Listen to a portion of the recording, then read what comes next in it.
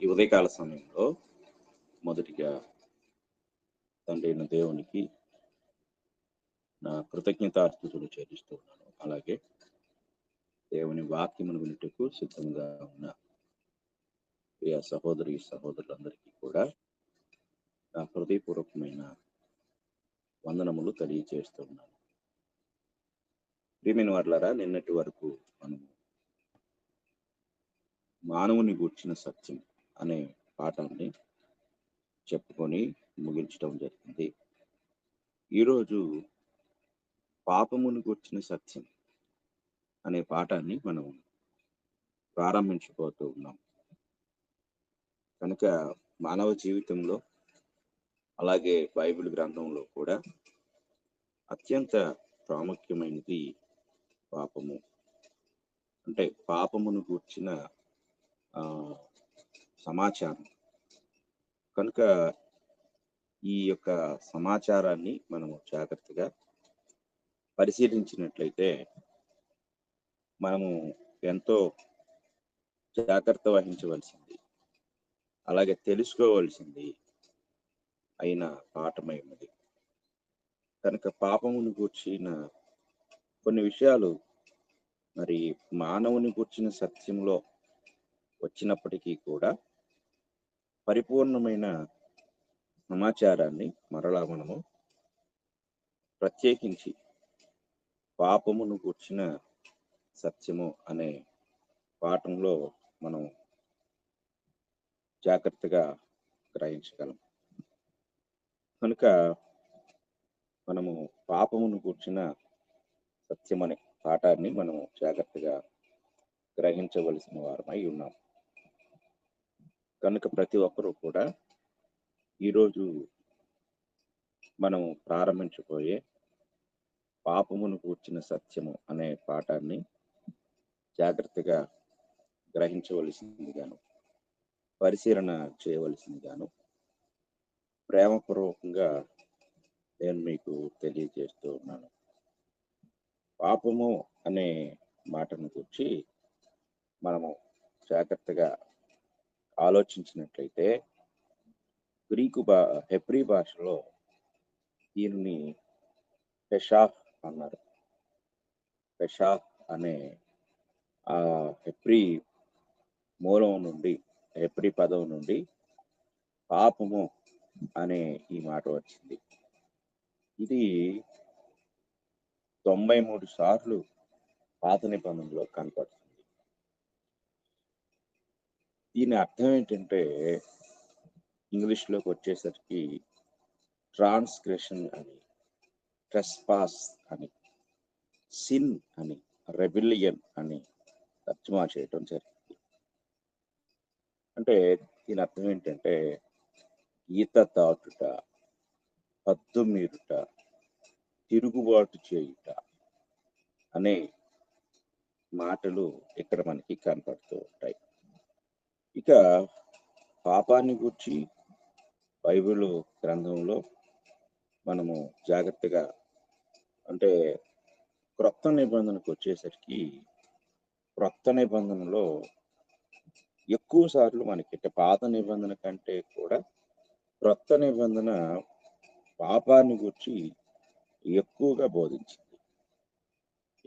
బోధించిన ఈ యొక్క సందర్భాలు మనం జాగ్రత్తగా గమనించినట్లయితే హమట్టియా అనే మాట గ్రీకు భాషలోకి వచ్చేసరికి హమట్టియా అనే గ్రీకు మూలం నుండి ఈ యొక్క పాపము అనే మాట మనకి కనపడుతుంది. అంటే ఇది ఈ హమట్టియా అనే మాట కూడా అర్థం ఏంటంటే పాపము, అలాగే ఇంకా హద్దు మీరుట, గీత దాటుట అనే పదాలన్నీ కూడా సాధారణంగా హెబ్రీలో ఎలాంటి పదాలు వస్తాయి, ఇంగ్లీష్ మాటలు వస్తాయో అలాగే ఇందులో కూడా వస్తాయి.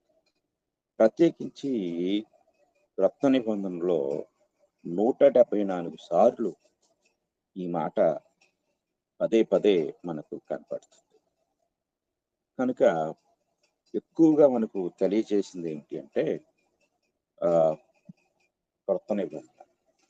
పాపాన్ని గూర్చిన చర్చ, పాపానికి కావలసిన విరుగుడు, వీటన్నిటికీ సంబంధించిన ఎక్కువ సమాచారం మనకు క్రొత్త నిబంధనలోనే ఎక్కువగా కనపడుతుంది. కనుక పాపము అనేది ఏంటో మనం హెబ్రీ మూలం నుండి, గ్రీకు మూలం నుండి కూడా చూసాం. అయితే ఈరోజు మనము ధ్యానించబోతున్న ఈ యొక్క పాఠాన్ని మనం ఆలోచించినట్లయితే మనము ఎంతో శ్రద్ధగా ఈ సంగతులు ఒక్కటి కూడా మనం నేర్చుకుందాం. మొట్టమొదటిగా ఈ యొక్క పాపమును గురించిన విషయాలు జాగ్రత్తగా మనం ఆలోచన చేసినట్లయితే చాలా మంది పాపమును గూర్చిన గ్రహింపు కానీ నేటి కాలంలో అసలు పాపము సంబంధించిన భయం కానీ పాపము ద్వారా కలిగే ఫలితాన్ని కూర్చిన అవగాహన కానీ చాలా మందికి లేదు. అయితే పాపము యొక్క ప్రభావం ఏంటో, దాని యొక్క మూలం ఏమిటో, ఫలితం ఏమిటో ఒక్కొక్కటిగా ఈరోజు మనం నేర్చుకున్నాం. మొట్టమొదటిగా పాపం యొక్క మూలం. అసలు పాపం ఎక్కడి నుండి ప్రారంభమైంది, పాపం యొక్క మూలం ఏమిటి అనే సత్యాన్ని మనము జాగ్రత్తగా ఆలోచించినట్లయితే యోహాను సువార్త 8వ అధ్యాయం 44వ వచనాన్ని మనం చదువుకున్నట్లయితే అక్కడ మరి యోహాను గారు రాస్తూ మాటలు కనపడతాయి. అందులో ప్రభు యొక్క బోధ, యోహాను సువార్తలో యూదులతో ఆయన చేసిన తర్కము లేక బోధ ఈ 44వ వచనంలో కనపడుతుంది. మీరు మీ తండ్రి యొగు అపవాది సంబంధులు, మీ తండ్రి దురాశలు నెరవేర్చుకొనుచున్నారు. ఆది నుండి వాడు నరహంతకుడై సత్యమందు నిలిచిన వాడు కాడు, వాని యందు సత్యమే లేదు. వాడు అబద్ధమాడినప్పుడు తన స్వభావం అనుసరించి మాట్లాడును. వాడు అబద్ధికుడును, అబద్ధమునకు జనకుడునై ఉన్నాడు. కనుక మొట్టమొదటిగా మనం ఆలోచించినట్లయితే యేసుక్రీస్తు వారు పాపానికి మూలకారకుడు, అపవాది అని చెప్తూ కింద తన్ను గుర్చి మాట్లాడతాడు. 45వ వచనం, నేను సత్యమునే చెప్పుచున్నాను కనుక మీరు నన్ను నమ్మరు. నా యందు పాపమున్నదని మీలో ఎవడు స్థాపించును అని అక్కడున్న సమాజానికి ఆయన ప్రశ్న వేశాడు. అంటే ఓ పక్క అపవాదిని గురించి మాట్లాడుతూ మరొక పక్క తనలో ఉన్న సత్యాన్ని, పరిశుద్ధతను అక్కడ ఆయన ప్రదర్శిస్తూ ఉన్నారు. మొదటిగా అపవాది మొదటి నుండి కూడా, ఆది నుండి వాడు అబద్ధికుడు అని పాపానికి మూలకారకుడిగా, రెండవదిగా ప్రభు అయితే పాపము లేనివాడిగా తను తాను అక్కడ రుజువు చేసుకుంటూ ఉన్నాడు. కనుక మనం జాగ్రత్తగా ఆలోచించినట్లయితే ఇక్కడ పాపము యొక్క మూల కారకుడు ఎవరు అంటే అపవాది అనే సత్యాన్ని మనం చాలా జాగ్రత్తగా గ్రహించవలసిన వారమై ఉన్నాం. రెండో పాయింట్ ఏంటంటే మానవ జాతిలో పాపము యొక్క ప్రవేశం. మానవ జాతిలోనికి పాపము యొక్క ప్రవేశము మనము గ్రహించినట్లయితే కొంతమంది మనిషి పాపముతోనే సృష్టించబడ్డాడని బోధిస్తూ ఉంటారు, నమ్ముతూ ఉంటారు. అప్పుడు ఒక మాట మనం నమ్మాలి దాంతో పాటు, అదేమిటంటే దేవుడు పాపానికి సృష్టికర్త అవుతాడు. ఎందుకంటే మనిషిని సృష్టించిన వాడు దేవుడు. మనిషి యొక్క పుట్టుకతోనే పాపము వచ్చింది అని అంటే మనిషితో పాటు పాపాన్ని కూడా దేవుడే సృష్టించిన వాడు అవుతాడు. కానీ పాపానికి సృష్టికర్త ఆయన కాదు. పాపానికి మొదటి నుండి, ఆది నుండి మూలకారకుడు అపవాది. పాపానికి మూలకారకుడు అపవాది, పరిశుద్ధతకు మూలకారకుడు దేవుడు. ఈ రెండిటికి ఉన్న వ్యత్యాసాన్ని మనం గ్రహించాలి. పాపము మానవ జాతిలోకి మోసము, అవిధేయత, అవిశ్వాసం ద్వారా వచ్చింది. అంటే ఈ 3 కూడా మోసం, అవిధేయత, అవిశ్వాసం. ఈ 3 కూడా పాపము మానవునిలోనికి ప్రవేశించడానికి కారణాలు అయ్యాయి. ఇది జాగ్రత్తగా గ్రహించాలి. ఇక్కడ మనం ఆలోచించినట్లయితే ఒక సత్యాన్ని మనం గ్రహించాలి. తిమోతి మొదటి పత్రిక 2వ అధ్యాయం 14వ వచనాన్ని మనం చదువుకుందాం. మొదటి తిమోతి పత్రిక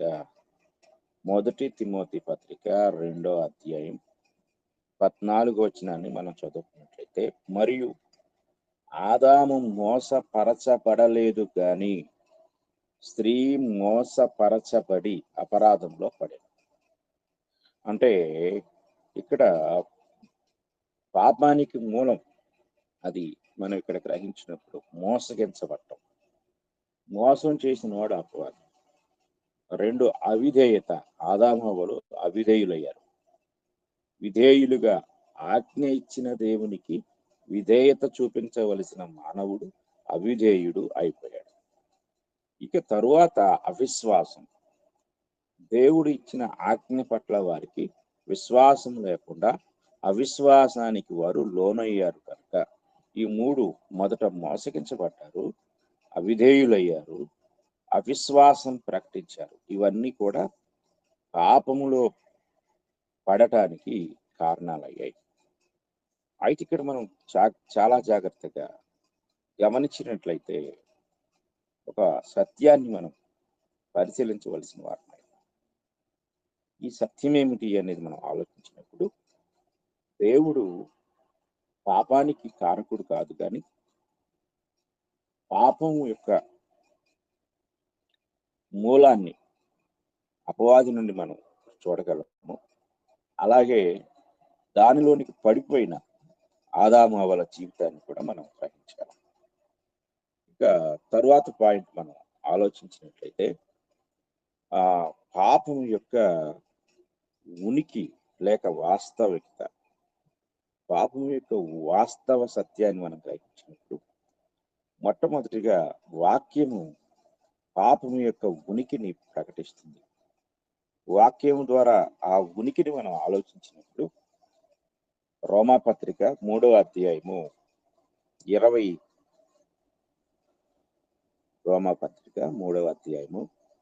23వ వచనం మనకు ఈ విషయాన్ని ప్రతిపాదిస్తుంది. ఏ భేదమును లేదు, అందరూ పాపము చేసి దేవుడు అనుగ్రహించు మహిమను పొందలేకపోతున్నారు. కనుక పాపం యొక్క ఉనికిని మనం ఆలోచిస్తే అందరూ పాపం చేశారు అనే సత్యాన్ని వాక్యం మనకి తెలియజేస్తుంది. కనుక ఇక్కడ ఇలాగ ఎందుకు అనే దానికి మనం ఒక ప్రశ్న గమనించినట్లయితే గలతీ పత్రిక 3వ అధ్యాయం 22వ వచనం మనకు ఒక విషయాన్ని తెలియజేస్తుంది. గలతీ పత్రిక 3వ అధ్యాయం 22వ వచనాన్ని మనం చదువుకున్నట్లయితే, యేసుక్రీస్తునందలి విశ్వాస మూలముగా కలిగిన వాగ్దానము విశ్వసించు వారికి అనుగ్రహింపబడినట్టు లేఖనము అందరినీ పాపములో బంధించను అన్నమాట. అంటే ఇక్కడ ఒక విషయాన్ని గ్రహించాలి. ఏమిటంటే బైబిల్ గ్రంథంలో 3 కాలాలు మనకి కనిపిస్తాయి. మొదటి కాలము ఏమిటి అంటే, మొదటి కాలాన్ని మనం పరిశీలించినప్పుడు పితరుల కాలం, ధర్మశాస్త్ర కాలం, అలాగే ప్రస్తుతం ఉన్న మనం జీవిస్తున్న క్రైస్తవ యుగం. ఈ 3 యుగాల్లో మానవుడు దేవుని సమీపించడానికి ప్రారంభం నుండి మనిషి అనుసరించిన విధానం ఏమిటంటే విశ్వాసం. విశ్వాసం తరువాత ధర్మశాస్త్రం వచ్చింది. కానీ ధర్మశాస్త్రం కంటే ముందున్నది విశ్వాసం. పితరుల యుగంలో విశ్వాసమును బట్టి దేవుడు పితరులకు అనేక వాగ్దానాలు చేశాడు. అయితే పితరుల వాగ్దానాలన్నీ కూడా విశ్వాస మూలంగానే చేయబడ్డాయి. తరువాత వచ్చిన ధర్మశాస్త్రము విశ్వాసం ద్వారా వచ్చిన వాగ్దానాలని అది అధిగమించేది కాదు. కాబట్టి విశ్వాసమూలంగా కలిగిన వాగ్దానము అంటే వాగ్దానాలన్నీ కూడా అబ్రహాముకు అతని సంతతికి వాగ్దానము చేయబడును అని గలతీ పత్రికలోని మనకు కనపడుతుంది. అయితే ఈ వాగ్దానంలో ఎవరున్నారు? యేసుక్రీస్తున్నారు. ఆయన అనుగ్రహించే రక్షణ ఉంది, ఆయన స్థాపించే సంఘం ఉంది, ఆయన రాజ్య పరిపాలన ఉంది. ఇవన్నీ వాగ్దానంలో ఉన్నాయి. కానీ ముందు వచ్చిన విశ్వాసాన్ని అతిక్రమించేలాక అధిగమించేంతగా ధర్మశాస్త్రానికి హక్కు లేదు. అయితే మధ్యలో వచ్చిన ధర్మశాస్త్రము మనుషులను పాపంలో బంధించింది. అలాగా వారు ఆ పాపములు బంధించబడ్డారు. ఎందుకు బంధించబడ్డారు అంటే మరలా మొదట ఉన్న విశ్వాసము ద్వారా కలిగే రక్షణ వారు పొందడానికి. అంటే సీనాయి కొండ దగ్గర దేవుడు మోషే గారికి ధర్మశాస్త్రం ఇచ్చేంత వరకు కూడా మనుషులు ఏ నియమంలో ఉన్నారు అంటే విశ్వాస నియమంలోనే ఉన్నారు. ఇప్పుడు ధర్మశాస్త్రం వచ్చింది. ఇప్పుడు ధర్మశాస్త్రము యొక్క చట్టంలో వారు ఇమిడిపోయారు, అందులో దానికి అప్పగించబడ్డారు. అలాగా అప్పగించబడ్డ మనిషికి మరలా రక్షణ విశ్వాసం ద్వారానే కలగాలి. విశ్వాసం ద్వారా కలుగుటకు క్రొత్త నిబంధన యొక్క అధికారాన్ని దేవుడు అనుగ్రహించాడు. అంటే మరలా పితరులు ఏ విశ్వాసం ద్వారానే వాగ్దానాలు పొందారో వాటి యొక్క వాగ్దానాలకు వారసులు కావాలంటే మరలా విశ్వాసంలోకి రావాలి. ధర్మశాస్త్ర మూలంగా వారు వారసులు కానేరు. కనుక మరలా క్రైస్తవ యుగంలో విశ్వాస సంబంధమైన నీతి, ఆ విశ్వాస సంబంధమైన నీతిని అంగీకరించేంత వరకు కూడా లేఖనము అనగా పాత నిబంధనలో ఉన్న ఆ యొక్క ధర్మశాస్త్రము ఆ కాలంలో ఉన్న వారందరినీ కూడా పాపంలో బంధించింది. ఈ పాపంలో బంధించబడిన వారు దాని నుండి విడుదల పొందటానికి ఏం కావాలి అంటే మరలా విశ్వాసం కావాలి. ఎందుకంటే ధర్మశాస్త్ర సంబంధమైన క్రియల మూలముగా ఏ మనుషుడు కూడా నీతిమంతుడుగా తీర్చబడడు అనే సత్యాన్ని దేవుడు ఇశ్రాయేలీయులకు చాలా స్పష్టంగా చెప్పారు. చూడండి 5వ అధ్యాయం, గలతీ పత్రిక 5వ అధ్యాయం 4వ వచనంలో, మీలో ధర్మశాస్త్రము వలన నీతిమంతులని తీర్చబడు వారెవరో వారు క్రీస్తులో నుండి బొత్తిగా వేరు చేయబడి ఉన్నారు, కృపలో నుండి తొలగిపోయి ఉన్నారు. కనుక ధర్మశాస్త్ర సంబంధమైన నీతి ద్వారా ఎవరు కూడా నీతిమంతులుగా తీర్చబడలేరు. క్రీస్తునందు విశ్వాసం ఉంచుట ద్వారానే నీతిమంతులుగా తీర్చబడగలరు. కానీ ఆ విశ్వాసానికి మూలము ఏది అంటే క్రొత్త నిబంధన. కనుక ధర్మశాస్త్రము నుండి విడిపించబడి క్రీస్తులోనికి వచ్చి క్రీస్తునందు విశ్వాసం ఉంచుట ద్వారా కలిగే రక్షణ పొందేంత వరకు ధర్మశాస్త్రము అనే చట్టము మానవ జాతిని అనగా ప్రత్యేకించి యూదులను పాపములో బంధించింది. కనుక ఈ విషయాన్ని మనం చాలా జాగ్రత్తగా గ్రహించవలసిన వారమై ఉన్నాం. తరువాత విషయాన్ని మనం జాగ్రత్తగా గమనించితే ధర్మశాస్త్రము పాపము యొక్క ఉనికిని బయలుపరిచింది. రోమాపత్రిక 3వ అధ్యాయం 20వ వచనం. రోమాపత్రిక 3వ అధ్యాయము 20వ వచనాన్ని మనం చదువుకున్నట్లయితే 20వ వచనం ఈ విషయాన్ని మనకు తెలియజేస్తుంది. ఏలయనగా ధర్మశాస్త్ర సంబంధమైన క్రియల మూలముగా ఏ మనుషుడు ఆయన దృష్టికి నీతిమంతుడని తీర్చబడడు, ధర్మశాస్త్రము వలన పాపమనగా ఎట్టిదో తెలియబడుచున్నది. అంటే పాపము యొక్క ఉనికిని ప్రతిపాదించింది లేక బయలుపరిచింది ఏమిటి అంటే ధర్మశాస్త్రము. కనుక ధర్మశాస్త్రమే పాపము యొక్క ఉనికిని ప్రత్యక్షపరిచింది. ధర్మశాస్త్రం అనగా ఆజ్ఞ. ఆ ఆజ్ఞ మూలముగానే పాపము లోకంలోనికి ప్రవేశించింది. ఆజ్ఞ లేకపోతే పాపానికి తావే లేదు. కనుక ఆజ్ఞ మూలముగా పాపము యొక్క ఉనికి లోకములోనికి ప్రవేశించినట్లుగా మనం చూడగలం. అలాగే ఇప్పుడు రోమపత్రిక 7వ అధ్యాయం 7వ వచనాన్ని మనం చదువుకుందాం. రోమపత్రిక 7వ అధ్యాయము 7వ వచనంలో, కాబట్టి ఏమందుము, ధర్మశాస్త్రము పాపమైన అట్లనరాదు, ధర్మశాస్త్రము వలననే గాని పాపమనగా ఎట్టిదో నాకు తెలియకపోవును. అంటే పాపం అంటే ఏంటి అనేది తెలియచేసిన అది ఏంటంటే ధర్మశాస్త్రం, ఆజ్ఞ. ఆశింపవద్దని ఆ ధర్మశాస్త్రము చెప్పని ఎడల దురాశయన ఎట్టిదో నాకు తెలియకపోవును. జాగ్రత్తగా మనం గ్రహించాలి.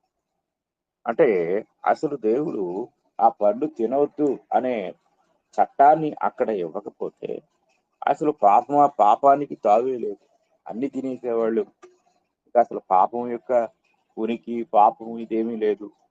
కానీ ఇప్పుడు వాళ్ళు ఎందుకు ఆ యొక్క పాపానికి లోనయ్యారంటే చట్టము అక్కడ ఉంది. చట్టాన్ని వారు అతిక్రమించారు. కనుక పాపము యొక్క ఉనికిని ఈ లోకంలోనికి తీసుకువచ్చింది చట్టం. అంటే చట్టం లేనప్పుడు పాపం లేదు. చట్టము అలాగే దాని అతిక్రమణ పాపం యొక్క ప్రత్యక్షతకు కారణమైంది. ఇది చాలా జాగ్రత్తగా మనం గ్రహించగలం. తరువాత మనం పాపం యొక్క ఉనికి అంటే మనిషిలో పాపం లేక మనిషి పాపం యొక్క ఉనికిని ఎలా ఒప్పుకుంటాడు, అంగీకరిస్తాడు అనే విషయాన్ని మనం జాగ్రత్తగా పరిశీలించినట్లయితే కొందరు వ్యక్తుల యొక్క సాక్ష్యాలు మనం చూడగలం. ఆ సాక్ష్యాలు మనం చూసినట్లయితే, ఒకటి, పరిశుద్ధులు నీతిమంతులు దాన్ని ఒప్పుకున్నారు. యోబు గారు చెప్పాడు, నేను నీచుడను, నన్ను నేను ద్వేషిస్తాను అని. యెషయా ప్రకటించాడు, అయ్యో నేను అపవిత్రమైన పెదవులు గలవాడను, అపవిత్రమైన ప్రజల మధ్య నివసించువాడను, కాబట్టి నేను ప్రభు అయిన యెహోవాను చూశాను, నేను నశించితిని అని చెప్తాడు. ఇలాగా మనం గమనించినట్లయితే పేతురు అంటాడు లూకాసువార్త 5వ అధ్యాయంలో, ప్రభువా నేను పాపాత్ముడు, నా యుద్ధ నుండి వెళ్ళిపోమంటాడు. ఆయన విస్తారమైన చేపలు పెట్టాడు. కనుక ఇక అపోస్తలుడైన పౌలు గారు చెప్పాడు తిమోతి మొదటి పత్రికలో, ఆయన అంటాడు, అట్టి వారిలో నేను ప్రధానుడను. అంటే పాపులను గురించి మాట్లాడుతూ నేను ప్రధాన పాపిని అని చెప్తాడు. ఇలాగా మనం జాగ్రత్తగా పరిశీలించినట్లయితే ఎంతో మంది బైబిల్ గ్రంథంలో తమను తాము పాపులుగా అంగీకరించారు, పాపాన్ని ఒప్పుకున్నారు. ఈ విషయాన్ని మనం చాలా జాగ్రత్తగా గ్రహించవలసిన వారం అవుతాం. ఇక లేఖనాలు పాపి మరియు అతని పాపం ఒప్పుకోవటంలో ఎన్నో లేఖనాలు మనకి కనపడుతూ ఉంటాయి. అంటే లేఖన భాగాల్లో మనం చూస్తే నిర్గమకాండం 9వ అధ్యాయం 27వ వచనాన్ని మనం చదువుకుందాం. నిర్గమకాండము 9వ అధ్యాయము 27వ వచనాన్ని మనం చదువుకున్నప్పుడు, ఇది చూడగా ఫరో మోషే అహరోనులను పిలువనంపి, నేను ఈసారి పాపం చేసి ఉన్నాను, యెహోవా న్యాయవంతుడు, నేనును నా జనులను దుర్మార్గులు అని ఒప్పుకుంటాడు. అంటే నేను పాపం చేశాను అని ఫరో ఒప్పుకున్నాడు. అలాగే ఇంకా మనం గమనించినప్పుడు యెహోషువ గ్రంథం 7వ అధ్యాయం 20వ వచనాన్ని మనం చదువుకున్నాం. యెహోషువ గ్రంథం 7వ అధ్యాయం 20వ వచనాన్ని మనం చదువుకున్నట్లయితే, ఆకాను యెహోషువతో, ఇశ్రాయేలీల దేవుడైన యెహోవాకు విరోధముగా నేను పాపము చేసినది నిజము అని ఇక్కడ ఆకాను తన పాపాన్ని ఒప్పుకుంటాడు.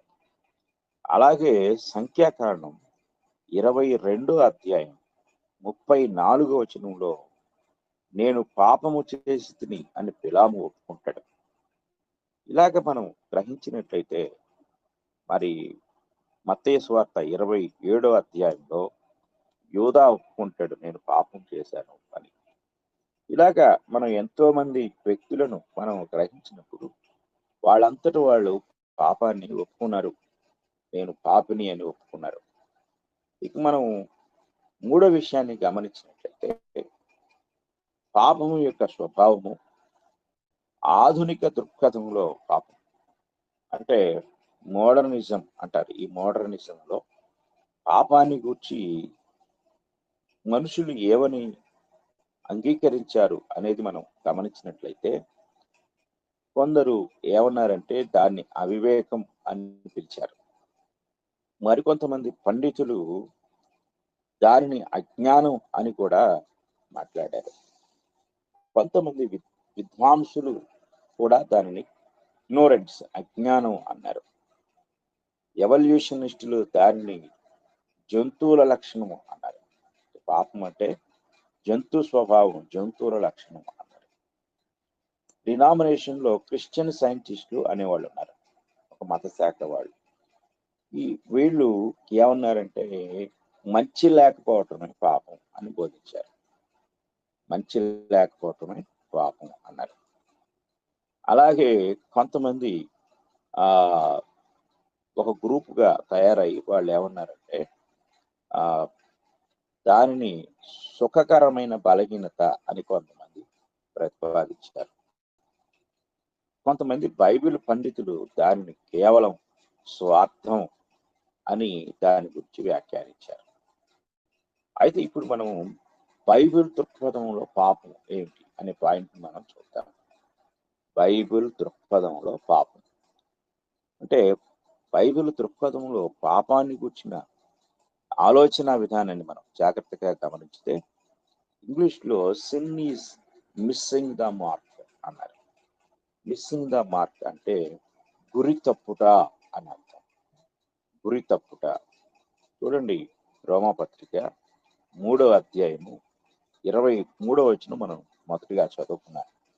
ఆ వచనంలో అందరూ పాపం చేసి దేవుడు అనుగ్రహించిన మహిమను పొందలేకపోతున్నారు అంటే ఇక్కడ ఇది దేవుని దైవ లక్ష్యాన్ని, అంటే ఒక గురిని ప్రతి ఒక్కరూ కూడా గురి దగ్గరకు వస్తున్నారు, గురి తప్పిపోతున్నారు.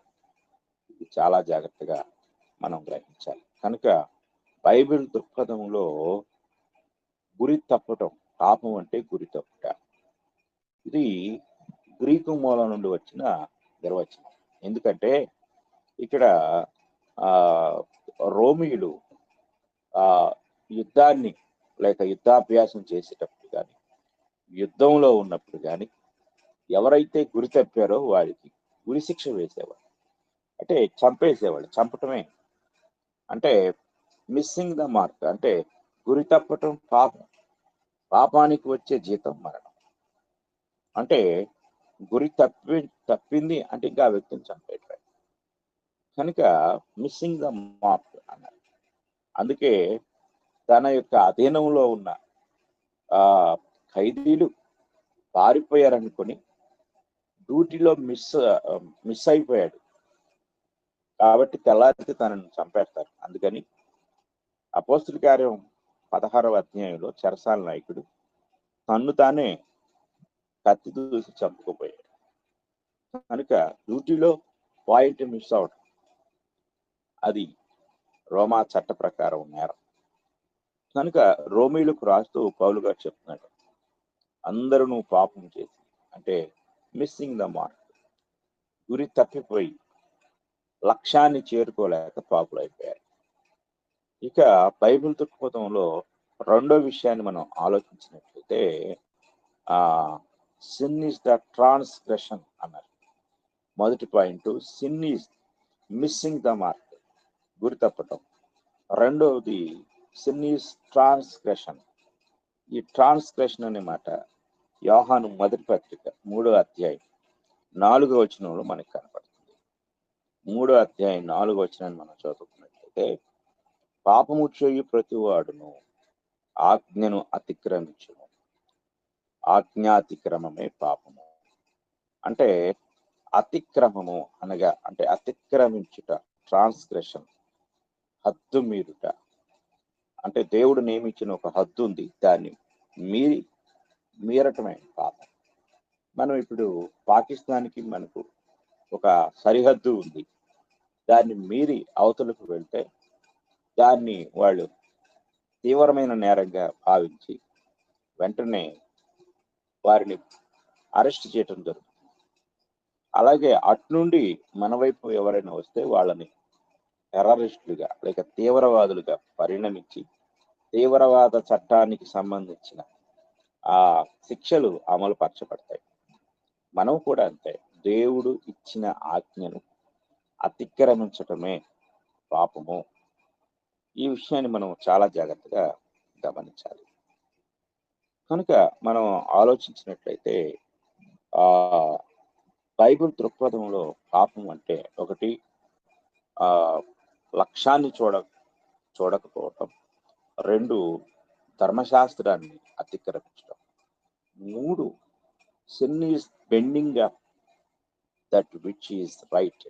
అంటే పాపం అంటే సరైన దానిని వంకరగా చేయటం. అంటే తిన్నగా ఉన్న దానిని, అంటే స్కేల్ ఎంత తిన్నగా ఉంటుందో అంత తిన్నగా ఉన్న దానిని వంకరగా చేయటం అనేది ఇది మనం గ్రహించాలి. నీతి అంటే స్ట్రైట్. ఈ స్ట్రైట్ గా ఉన్నదాన్ని, తిన్నగా ఉన్నదాన్ని, వంకర లేని దాన్ని వంకరగా చేయటమే పాపం. ఇది మనం చాలా జాగ్రత్తగా గ్రహించవలసిన వారమై ఉన్నాం. 2వ సమూయేలు గ్రంథం 24వ అధ్యాయం 17వ వచనాన్ని మనం చదువుకున్నాం. 2వ సమూయేలు గ్రంథం 24వ అధ్యాయం 17వ వచనాన్ని మనం చదువుకున్నట్లయితే, ఇక్కడ దావీదు మాట్లాడతాడు. దావీదు జనులను నాశనము చేసిన దూతను కనుగొని యెహోవాను ఇలా ప్రార్థించెను, చిత్తగించుము, పాపము చేసిన వాడను నేనే, దుర్మార్గముగా ప్రవర్తించిన వాడను నేనే. గొర్రెల వంటి వీరేమి చేసిరి, నన్నును నా తండ్రి ఇంటి వారిని శిక్షించుము అని ఆయన ప్రార్థన చేస్తాడు. ఇక్కడ విషయం ఏమిటి అంటే, ఆయన దావీదు పాపం చేశాడు, దానికి కారణంగా ఇశ్రాయేలీయులకు శిక్ష విధించబడుతుంది. సరే, ఇక్కడ విషయం ఏమిటి మనం ఆలోచించినప్పుడు దావీదు అంటూ ఉన్నాడు ఇక్కడ, నేను వంకరగా చేశాను. అంటే దేవుని యొక్క నీతిని వంకరగా చేయటం. చూడండి, రోమాపత్రిక 1వ అధ్యాయం 18వ వచనం. రోమాపత్రిక 1వ అధ్యాయము క్రొత్త నిబంధనలోకి వెళ్తే రోమాపత్రిక 1వ అధ్యాయము 18వ వచనాన్ని మనం చదువుకుందాం. 18వ వచనంలో, దుర్నీతి చేత సత్యమును అడ్డగించు మనుషుల యొక్క సమస్త భక్తిహీనత మీదను దుర్నీతి మీదను దేవుని కోపం పరలోకము నుండి బయలుపరచబడుతున్నది. అంటే సత్యాన్ని అడ్డగించడం, దుర్నీతి అనగా వంకరగా చేయటం, దేవుని నీతిని బెండింగ్ చేయటం, వంకరగా చేయటమే దుర్నీతి. కనుక ఇక్కడ ఈ మాట మనకి ఎంతో స్పష్టంగా తెలియజేయబడుతుంది. అలాగే రోమాపత్రిక 6వ అధ్యాయంలో కూడా మనం పరిశీలించినప్పుడు 6వ అధ్యాయం 13వ వచనాన్ని మనం చదువుకున్నట్లయితే 13వ వచనం మనకి ఇలా చెప్తుంది, మరియు మీ అవయవములను దుర్నీతి సాధనములుగా పాపమునకు అప్పగింపకుడి, అయితే మృతులలో నుండి సజీవులమనుకొని మిమ్మును మీరే దేవునికి అప్పగించుకొనుడి. దుర్నీతి సాధనములుగా అనగా వంకరగా చేయటం, దేవుని నీతిని వంకరగా చేయటమే దుర్నీతి. అలాగే 2వ తెస్సలోనికీ పత్రిక 2వ అధ్యాయం 12వ వచనం కూడా చదువుకుందాం. రెండవ తెస్సలోనిక పత్రిక 2వ అధ్యాయం 12వ వచనం. అబద్ధమును నమ్మునట్లు మోసము చేయు శక్తిని దేవుడు వారికి పంపుతున్నాడు. అంటే ఇక్కడ వీళ్ళందరూ ఏం చేస్తున్నారు? 11వ వచనం చూడండి, క్షమించండి, 12 కాదు, 11వ వచనము. ఇందుచేత సత్యమును నమ్మక దుర్నీతి యందు అభిలాష గల వారందరూ శిక్షావిధి పొందుటకై. దుర్నీతి యందు అభిలాష, దుర్నీతి యందు అభిలాష అంటే ఏంటి అనేది మనం ఆలోచించినప్పుడు, దేవుని యొక్క నీతిని వంకరగా చేయటంలో తీవ్రమైన కోరిక కలిగి ఉంటాం. కనుక ఇక్కడ మనం గ్రహించినప్పుడు పాపం అంటే సరైన దానిని అనగా నీతిని వంకరగా చేయటమే పాపం. ఇది మనం జాగ్రత్తగా గ్రహించవలసిన వారమై ఉన్నాం. అలాగే 2 పేతురు పత్రిక 2వ అధ్యాయం 15వ వచనాన్ని కూడా మనం చదువుకుందాం. 2 పేతురు పత్రిక 2వ అధ్యాయం 15వ వచనాన్ని మనం చదువుకున్నప్పుడు, తిన్నని మార్గమును విడిచి బెయోరు కుమారుడైన బిలాము పోయిన మార్గమును బట్టి త్రోవ తప్పిపోయి. తిన్నని మార్గం అంటే నీతి, వంకర లేని మార్గం, ద రైట్ వే అన్నాడు. ఈ రైట్ వేని విడిచిపెట్టి వంకర మార్గంలోనికి వెళ్ళిపోయారు. బిలాము పోయిన మార్గం అంటే ఏ మార్గం? అది వంకర మార్గం. ఆ వంకర మార్గంలోనికి వెళ్ళిపోయారు. కనుక ఈ విషయాలన్నీ మనం జాగ్రత్తగా పరిశీలించినప్పుడు మనము పాపం అంటే సరైన దానిని అనగా వంకర లేని దానిని, తిన్నగా ఉన్న దానిని వంకరగా చేయటమే పాపం. ఇక 4వ విషయాన్ని మనం ఆలోచించినట్లయితే, పాపము అంటే దేవునికి వ్యతిరేకంగా తిరుగుబాటు చేయటం. చూడండి, దేవునికి వ్యతిరేకంగా తిరుగుబాటు చేయటం. Sin is rebellion against God. దేవుని మీద తిరుగుబాటు చేయటం మనం చూస్తూ ఉంటాం. కొన్ని చోట్ల తిరుగుబాటు ఉద్యమాలు జరుగుతూ ఉంటాయి. తిరుగుబాటు చేయటం ఇది బైబిల్ గ్రంథంలో మనం పరిశీలించినట్లయితే యెషయా గ్రంథం 1వ అధ్యాయం 2వ వచనాన్ని మనం చదువుకున్నప్పుడు, దేవుడు ఇశ్రాయేలుల యొక్క తిరుగుబాటుతనం అంటే వాళ్ళు ఏ విధంగా తిరుగుబాటు చేశారో దేవుని మీద అక్కడ కనపడుతుంది. 1వ అధ్యాయము 2వ వచనాన్ని మనం చదువుకున్నప్పుడు, యెహోవా మాట్లాడుచున్నాడు, ఆకాశము ఆలకించుము, భూమి చెవియొగ్గుము. నేను పిల్లలను పెంచి గొప్పవారినిగా చేసి వారు నా మీద తిరుగుబడి ఉన్నారు. చూడండి, ఇక్కడ చెప్తున్నారు తిరుగుబాటు చేశారు అంటే దేవుని మీద. And they have rebelled against me అన్నాడు. నా మీద తిరుగుబాటు ఉన్నారు, తిరుగుబాటు చేశారు. పాపం అంటే దేవుని మీద తిరుగుబాటు చేయటమే పాపం. ఇశ్రాయేలీలు వారు దేవుని మీద తిరుగుబాటు చేసినట్లుగా మనం గ్రహించగలం. కనుక ఈ సంగతులు మనం జాగ్రత్తగా ఆలోచించినట్లయితే, పాపము యొక్క నిర్వచనాన్ని మనం జాగ్రత్తగా పరిశీలించినప్పుడు దేవుడు మనకి ఎంతో స్పష్టంగా చెప్తూ ఉన్నాడు. 2వ తెస్సలోనిక పత్రిక 2వ అధ్యాయం 4వ వచనాన్ని మనం చదువుకున్నట్లయితే ఇక్కడ ఒక తిరుగుబాటు కనపడుతుంది. ఏది దేవుడు అనబడునో, ఏది పూజింపబడునో దానిని అంతటిని ఎదిరించుచు దానికంతటికి పైగా వాడు తన్ను తానే హెచ్చించుకొనుచు తాను దేవుడునని తన్ను కనపరుచుకొనుచు దేవుని ఆలయములో కూర్చుండును గనుక ఏ విధముగానైనను ఎవడునో మిమ్మును మోసపరచనీయకుడి. కనుక ఇక్కడ మనం గ్రహించినట్లయితే ఇది తిరుగుబాటు. దేవుడున్నాడు, ఆ దేవుని ఆరాధన ఉంది. ఆయన ఆరాధనని, ఆయన సావర్నిటీ అంటే సార్వభౌమాధికారాన్ని అంతటిని ఎదిరించి నేనే దేవుణ్ణి, నన్నే ఆరాధించాలి అని చెప్పి తిరుగుబాటు చేయటమే పాపం. తర్వాత 8వ వచనం కూడా చదువుకుందాం. ఇక్కడ 8వ వచనం. అప్పుడు ఆ ధర్మ విరోధి బయలుపరచబడును, ప్రభువైన యేసు తన నోటి ఊపిరి చేత వారిని సంహరించి తన ఆగమన ప్రకాశము చేత నాశనము చేయును. కనుక ఈ విషయాలు గమనిస్తే తిరుగుబాటు, పాపం అనగా తిరుగుబాటు చేయటం.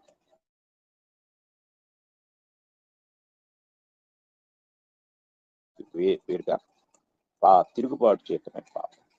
ఇక ఐదో విషయాన్ని మనం ఆలోచించినట్లయితే రుణం. పాపం అంటే సిన్ ఈజ్ ఎ డెప్ట్, అంటే పాపం అంటే రుణం. చాలా జాగ్రత్తగా మనం పరిశీలించినప్పుడు మత్తయి సువార్త 6వ అధ్యాయం 12వ వచనంలో ప్రభు అయిన యేసుక్రీస్తు వారు తన శిష్యులకు ప్రార్థన నేర్పించారు.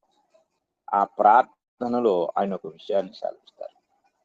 6వ అధ్యాయం మత్తయి సువార్త 12వ వచనాన్ని మనం చదువుకున్నట్లయితే, మా రుణస్తులను మేము క్షమించి ఉన్న ప్రకారము మా రుణములు క్షమించుము అంటాడు.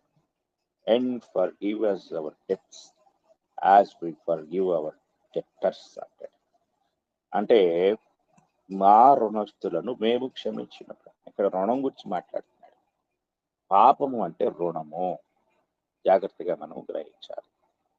దీని గురించి మనం ఇంకొక విషయాన్ని పరిశీలించినట్లయితే మనకి లూకా సువార్త 11వ అధ్యాయం, లూకా సువార్త 11వ అధ్యాయము 4వ వచనాన్ని మనం చదువుకుందాం. లూకా సువార్త 11వ అధ్యాయము 4వ వచనాన్ని మనం చదువుకున్నట్లయితే అక్కడ ఈ మాట కనపడుతుంది.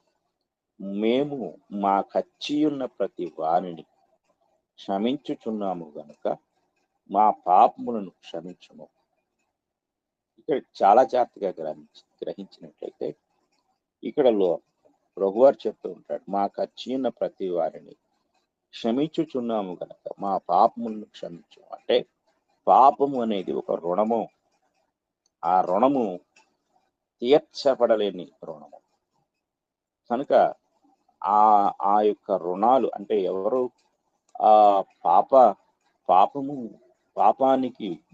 పాపం అనే రుణాన్ని మనం తీర్చుకుంటే ఆ క్షమాపణతో సంబంధం లేదు.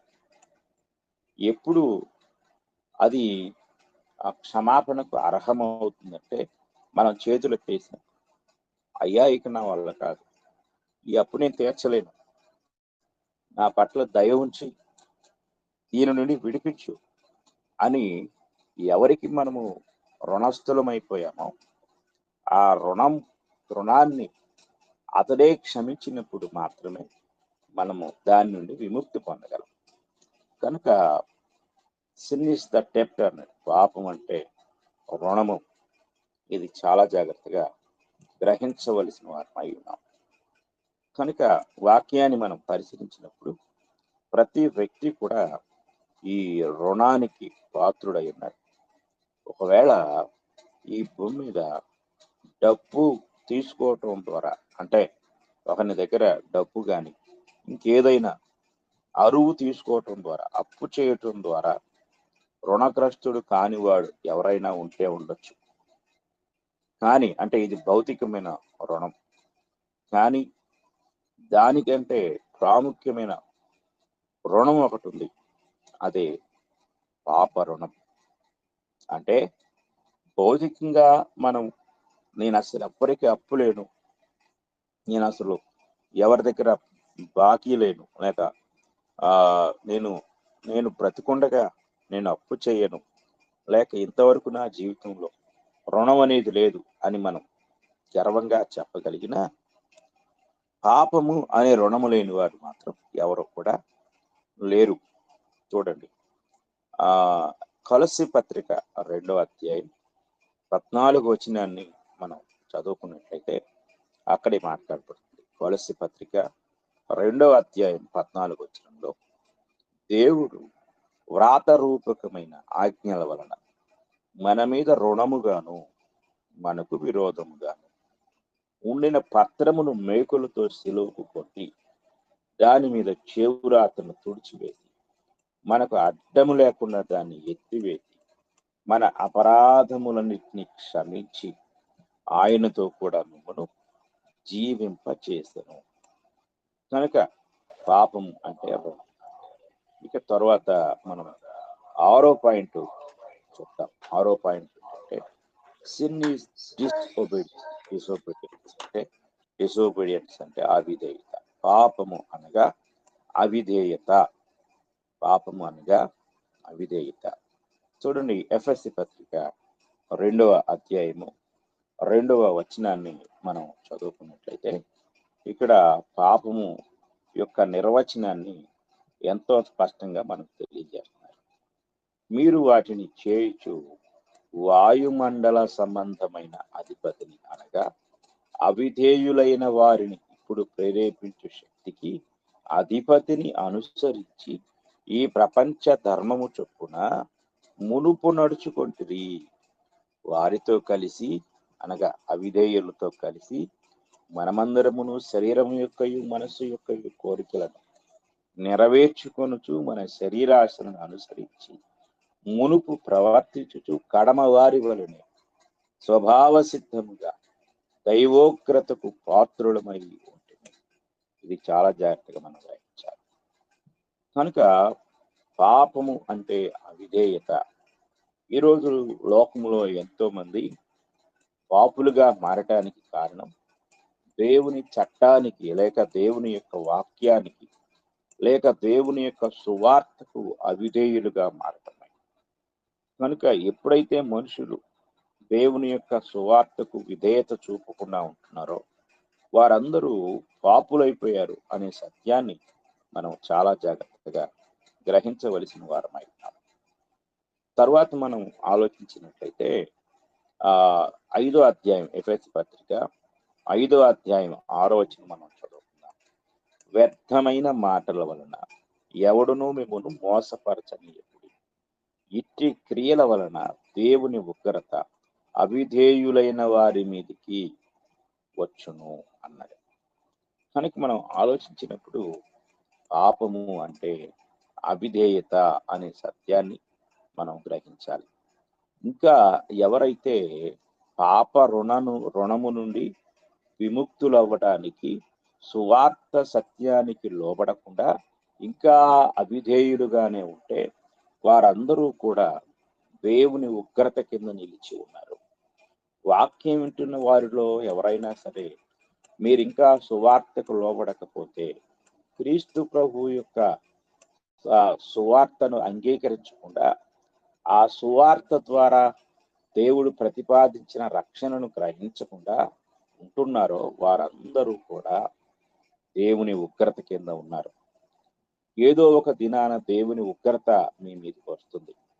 మీరు ఆ ఉగ్రతను నుండి విడిపించబడాలి అంటే మీరు దేవుని యొక్క ధర్మశాస్త్రము అనగా దేవుని యొక్క సువార్తకు దేవుని యొక్క చట్టానికి లోబడి ఆ చట్టము యొక్క ఆజ్ఞను నెరవేర్చుట ద్వారా క్రీస్తునందు విశ్వాసం ఉంచుట ద్వారా సువార్తకు విధేయులవుట ద్వారా విడుదల పొందగలం. చాలా జాగ్రత్తగా గ్రహించాలి. అంటే ఇంకా ఎవరైతే అవిధేయులుగా ఉన్నారో వారు తీవ్రమైన దేవుని కోపం కింద ఉన్నారు, దేవుని ఉగ్రత కింద ఉన్నారు. కనుక ఇంతటి ప్రమాదకరమైన పరిస్థితిలో ఉన్నవారందరూ కూడా జాగ్రత్తగా వారు వాక్యానికి లోబడి ఎంత త్వరగా దేవునికి విధేయులవుతారో అంత త్వరగా వారు దేవుని యొక్క కృపను పొందుకుంటారు. యోహాను సువార్త 3వ అధ్యాయం 36వ వచనాన్ని మనం చదువుకుంటే ఇక్కడ ఆ విషయం మనకి బోధపడుతుంది. చూడండి, కుమారుని యందు విశ్వాసం ఉంచువాడే నిత్య జీవము గలవాడు, కుమారునికి విధేయుడు కానివాడు జీవము చూడడు గాని దేవుని ఉగ్రత వారి మీద నిలిచి ఉన్నాడు. కుమారుని యందు విశ్వాసం ఉంచువాడు నిత్య జీవము గలవాడు, కుమారునికి విధేయుడు కానివాడు జీవము చూడడు. అంటే విధేయుడు అయ్యేవాడు నిత్య జీవానికి పాత్రుడు, విధేయుడు కానివాడు దేవుని ఉగ్రతకు పాత్రుడు. కనుక వాక్యాన్ని మనం జాగ్రత్తగా గమనించినట్లయితే పాపము అంటే ఏమిటి అంటే అవిధేయత. ఈ 7వ విషయాన్ని నేను మీకు తెలియజేస్తాను. 7వ విషయం ఏమిటి అనేది మనం ఆలోచించినట్లయితే పాపము అంటే దేవుని ఆవశ్యకత నుండి తప్పిపోవడం. Sin is a deviation from God's requirement. Deviation అన్నమాట. అంటే ఇది ఒక అపరాధం, ఒక పతనం. అంటే పడిపోవడం. పాపం ఎల్లప్పుడూ హాని చేసే పతనమే. చాలా జాగ్రత్తగా గ్రహించాలి. మత్తయి సువార్త 6వ అధ్యాయం 14వ వచనంలో ప్రభువు నేర్పిన ప్రార్థన మనం చాలా జాగ్రత్తగా గమనించినట్లయితే, మత్తయి సువార్త 6వ అధ్యాయము 14వ వచనంలో ఈ మాట మనకు కనపడుతుంది. మనుషుల అపరాధములను మీరు క్షమించిన యెడల మీ పరలోకపు తండ్రియు మీ అపరాధములను క్షమించు. ఇక్కడ అపరాధము అనే మాట మనకి కనపడుతుంది. అంటే ఆ ప్రతి అపరాధం అనేది ఒక పతనం, పడిపోవటం. అంటే మనిషి ఒక ఎత్తైన స్థలం నుండి లోతైన లోయలోనికి పడిపోయే పతనకరమైన పరిస్థితే ఈ యొక్క అపరాధం. చాలా జాగ్రత్తగా మనం గ్రహించాలి. గలతీ పత్రిక 6వ అధ్యాయం 1వ వచనాన్ని కూడా మనం చదువుకుందాం. గలతీ పత్రిక 6వ అధ్యాయము 1వ వచనాన్ని కూడా మనం చదువుకుందాం. సహోదరులారా, ఒకడు ఏ తప్పిదములోనైనను చిక్కుకుని యెడల ఆత్మ సంబంధులైన మీలో ప్రతివాడు తానును శోధింపబడుతునేమో అని తన విషయమై చూచుకొనుచు సాత్వికమైన మనసుతో అట్టి వారిని మంచి దారిలోనికి తీసుకొని రావాలను. ఇక్కడ చాలా జాగ్రత్తగా మనం గ్రహించాలి. అంటే ఇక్కడ ఆ మనం ఈ పాయింట్ ఆలోచించినప్పుడు తప్పిదములో చిక్కుకోవటం, అంటే పాపము అంటే తప్పిదములో చిక్కుకోవటం. అంటే ఇందులో ఒక మాట ఏముంది అంటే ఇంగ్లీష్లో ఫాలింగ్ అన్నాడు. అంటే పడిపోవడం. తప్పిదములో చిక్కుకోవడం అంటే పడిపోవడం. కనుక ఈ యొక్క ప్రమాదకరమైన పరిస్థితి నుండి మనము విమోచించబడవలసిన వారమై ఉన్నాం. అలాగే రోమీయులకు రాసిన పత్రిక 5వ అధ్యాయం 15వ వచనాన్ని కూడా మనం చదువుకుందాం. రోమీయులకు రాసిన పత్రిక 5వ అధ్యాయము 15వ వచనాన్ని మనం చదువుకున్నట్లయితే, అయితే అపరాధము కలిగినట్లు కృపావరము కలుగలేదు. ఎట్లనగా ఒకని అపరాధము వలన అనేకులు చనిపోయిన యెడల మరి ఎక్కువగా దేవుని కృపయు యేసుక్రీస్తును ఒక మనుషుని కృపచేతనైన దానమును అనేకులకు విస్తరించారు. ఇక్కడ అపరాధము అంటున్నాడు. పాపము అంటే అపరాధము, పడిపోవటం, చిక్కుకొని పోవటం, ఇవన్నీ కూడా ఇందులో మనకి కనపడుతూ ఉంటాయి. కనుక ప్రియమైన వారలారా, బైబిలు పాపాన్ని గురించి ఏం తెలియజేసింది అనే విషయాన్ని జాగ్రత్తగా మనం ఆలోచించినట్లయితే, ఇక్కడ పాపమును కూర్చిన కొన్ని సంగతులు మనకి ఎంతో స్పష్టంగా చెప్పబడతా ఉన్నాయి. కనుక ఈరోజు మనం 7 విషయాలు తెలుసుకున్నాం. బైబిల్ దృక్పథంలో పాపం అంటే ఏంటో. మిగిలిన విషయాలను దేవుని చిత్తమైతే రేపటి దినము మనము ధ్యానిద్దాం. కనుక క్రైస్తవులముగా, దేవుని పిల్లలముగా పాపమును కూర్చిన గ్రహింపు, అవగాహన కలిగి పాపం విషయంలో జాగ్రత్తగా ఉండటం చాలా ప్రాముఖ్యమైన విషయం. కనుక విశ్వాసులముగా పాపమును కూర్చిన జ్ఞానాన్ని, గ్రహింపుని ప్రతి ఒక్కరూ కలిగి ఉండాలని, దాని నుండి తప్పించబడి నీతి మార్గము అనగా వంకరలో నుండి తిన్నని మార్గంలోనికి రావాలని ప్రతి ఒక్కరిని కూడా నేను ప్రేమపూర్వకంగా కోరుకుంటూ, అట్టి కృప దేవుడు మనకు అనుగ్రహించాలని నేను కోరుకుంటూ ఈ మాటలు ముగిస్తూ ఉన్నాను. ఇంతవరకు శ్రద్ధతో విన్న మీ అందరికీ నా హృదయపూర్వకమైన వందనములు తెలియజేస్తూ ఉన్నాను.